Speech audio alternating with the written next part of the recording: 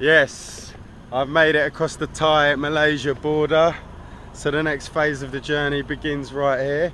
Wasn't too bad in there actually, a little bit of a wait, but we had the nice officer. There's always a nice one and a bastard, isn't there, if there's two queues. I had the nice one. So I'm across, I'm in. That's first glimpse of Malaysia.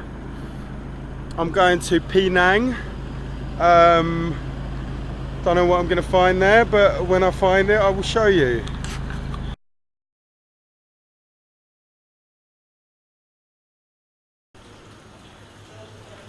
So that's the hotel lobby.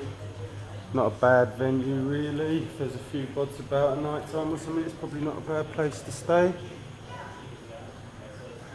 And like I say, dormitory rooms. Thank you, boss. Thank Cheers. You. Oh yeah. Almost stole the key there. Could have sneaked back in the middle of the night and slept for free. What do you think? Okay, thank you, bro. Cheers. Yeah, it's alright, that place. Like I say, dormitory room's gonna set you back about 25 ringgit, I believe. You know, and this is where it's all at. This is George Town. I spoke before about, you know, some colonial influence in some of the, you know, places in Thailand, like Phuket Town, for example. But in here, it is, you know, big time. I mean, this is undoubtedly, without a question, a colonial city. Now, as per usual, I've done fuck all research, and I can't actually explain who settled it and when. But it's called George Town, so that's got to have something to do with King George, hasn't it?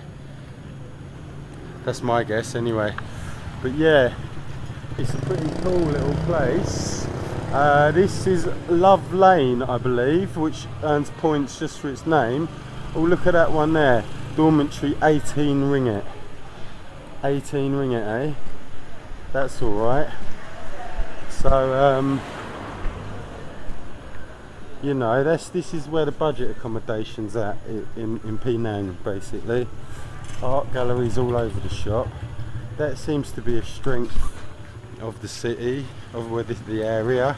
Art galleries and museums. There's like a photography museum down here. There's two of them, I think. As I say, several art galleries. Reggae hostel over there. Museums all over the shop. So if that's your cup of cha, and it is for many people, that is probably a lot of activities to be had in this city. It don't appeal to me much, to be honest. It's just nice to go places that were different from the last place, although not that different. There's the old lady boy again. They get fucking everywhere in Asia. I don't know what the fascination is. Well, I suppose they don't take as much persuasion to do anal, do they? So I guess that's the major selling point. Yeah, this one, a reggae club. All of this is really busy at night time. Loads of backpackers out there, all having a drink. So I would say that this is backpacker central, unquestionably. Average sort of price for a private double with an ensuite seems to be coming in at around 100 ringgit. Yeah, go a bit further out onto the road and yeah, like 150, 120, like I say 120 to 140. Oh, what the fuck's all that? Are they trying to make people feel sick before they've even eaten? Jesus Christ.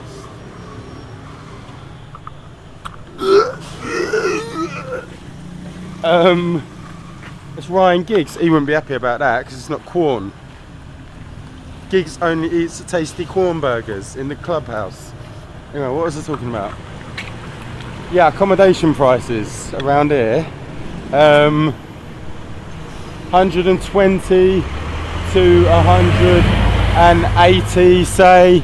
Seen a lot of places, kind of like nicer places. I don't know if they're that nice, but you're mid-range, you know. Backpacker hostels from, you know, 20, 18 ringgit in fact, upwards. And this is what approximately 90 ringgit will get you.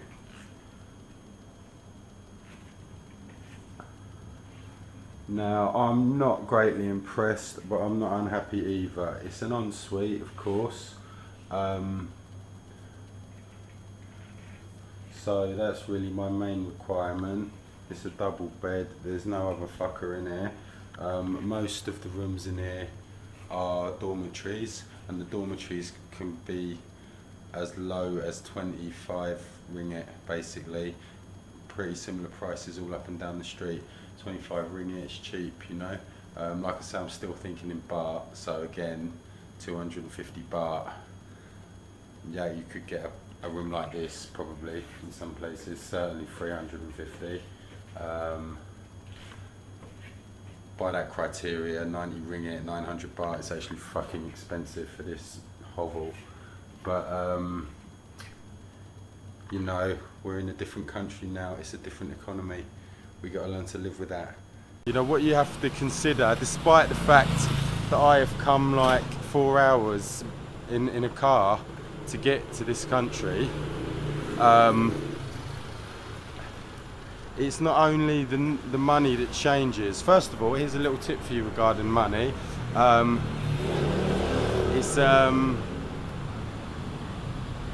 it's not really a tip, it's just an observation, something that you should be careful about and get used to, because the how can I say, the denominations are so are so disparate.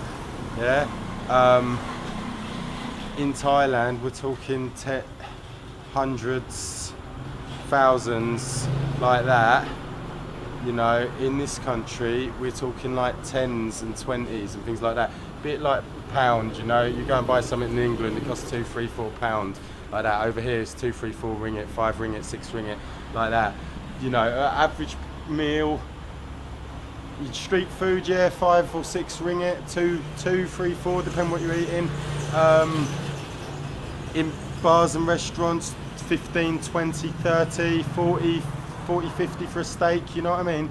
So, you know, the numbers are different. So when you go in Thailand and they tell you, oh, 500, and you're here and they tell you, oh, 50, you know, that's very confusing, and that's something you can be careful of. And I've already fucked up by drawing out like 3,000 ringgit from the ATM, which I'm never going to spend in like 3 or 4 days, because it's like 30,000 baht equivalent. Do you know what I mean? It's like what I spent in Thailand in like 2 or 3 weeks. So yeah, I fucked up badly there, and I've got loads of fucking money in my pocket that you know, how do you spend all that money quickly without doing some really stupid things? Anyway, I think I'm going to buy airplane tickets with it. That's my plan. Yeah, so unless there's a brothel nearby, is there a brothel? Anyway, what I was saying, what was I saying?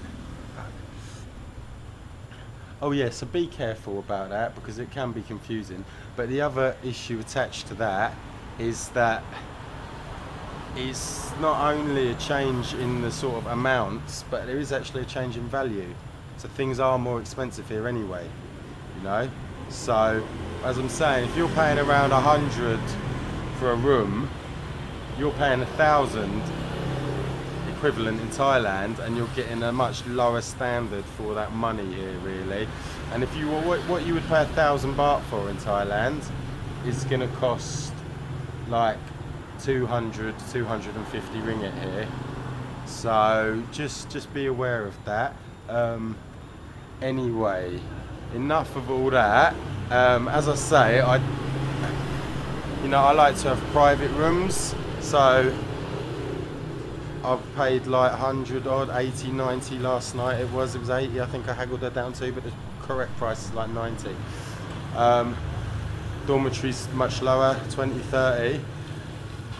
This little beauty is going to set me back 72 ringgit, and I think it is well worth it purely for the experience.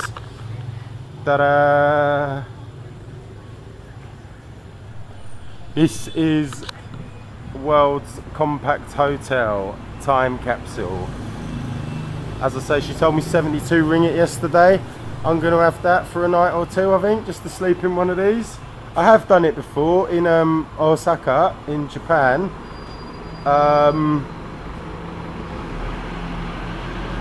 So not my first time in a capsule, but these ones look really sleek. It's good, this kind of place in Japan. They'll also have like a spa inside, so you can have like Swedish bath, hot and cold and all that. I don't think they're going to have that in here, but I want to pretend that I'm in space for the evening, so I'm going to go and I'm going to have it.